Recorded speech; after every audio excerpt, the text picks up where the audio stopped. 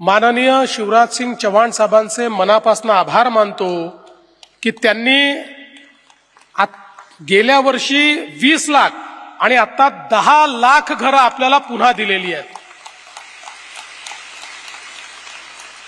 मला आपल्याला सांगितलं पाहिजे, प्रधानमंत्री आवास योजना जेव्हा सुरू झाली तेव्हा त्याच्याकरता जे प्रमाण मानलं गेलं होतं ते 2011 साली सोशिओ इकॉनॉमिक सर्व्हे झाला होता। त्या सर्व्हेमध्ये, त्या सर्वेक्षणात जे लोक बेघर म्हणून नोंदवले गेले त्यांच्यापुरतं देशभरामध्ये याद्या तयार झाल्या आणि मोदीजींचं सरकार आल्यानंतर तेच प्रमाण असल्यामुळे त्याच्यावर आधारित प्रधानमंत्री आवास योजना सुरू झाली। आमच्या महाराष्ट्राचं उद्दिष्ट अतिशय कमी होतं। 13-14 लाख नावं केवळ आमची त्या SECCच्या यादीमध्ये होती।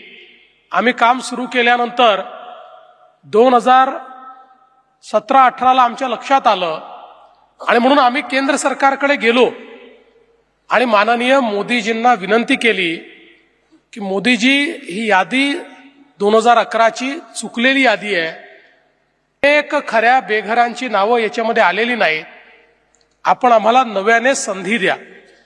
आणि मग मोदीजींनी त्यावेळी आवास प्लस अशा प्रकारची योजना आणली आणि सांगितलं नव्याने रजिस्ट्रेशन सुरू करा। आणि नव्याने रजिस्ट्रेशन आम्ही सुरू केलं आणि ते सुरू झाल्यानंतर अजून जवळपास 30 लाख या ठिकाणी बेघरांची नोंद आपण केली। आणि जवळपास ती नोंद झाल्यानंतर आपल्याला कल्पना आहे, पहिल्या टप्प्याची घरं आपली कामं चालली होती। मला काही राजकारण आणायचं नाही, पण 2019 मध्ये सरकार गेल्यानंतर काही काळ हे काम बंद होतं, पुन्हा आपण ते सुरू केलं आणि ही पहिल्या टप्प्याची घरं आपण पूर्ण करत असतानाच पुन्हा मोदीजींचं तिसऱ्यांदा सरकार आलं आणि शिवराज सिंग चौहानांसारखे एक या देशातल्या गरिबांचे लाडके नेते हे ग्रामविकास विभागाचे मंत्री झाले आणि शिवराजजींनी पहिलाच कार्यक्रम महाराष्ट्रामध्ये घेतला।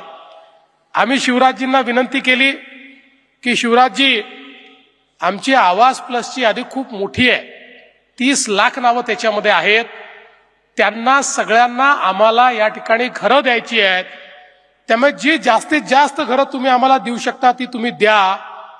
आणि बरोबर साधारणपणे 6 महिन्यापूर्वी किंवा 8 महिन्यापूर्वी शिवराजजी महाराष्ट्रामध्ये आले आणि 6 महिन्यापूर्वीचीच गोष्ट आहे।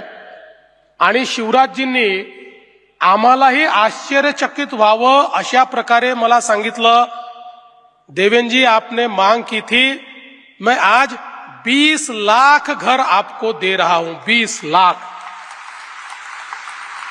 आणि अशाच एका कार्यक्रमामध्ये पुण्यामध्येच शिवराजजींनी त्या 30 लाखापैकी 20 लाख घरं एका झटक्यात आपल्याला दिली। आपण विचार करा, प्रधानमंत्री आवास योजनेमध्ये 6 वर्षामध्ये आपण 13 लाख घरं बांधली आणि 6 महिन्यात 20 लाख घरं आपल्याला मिळाली।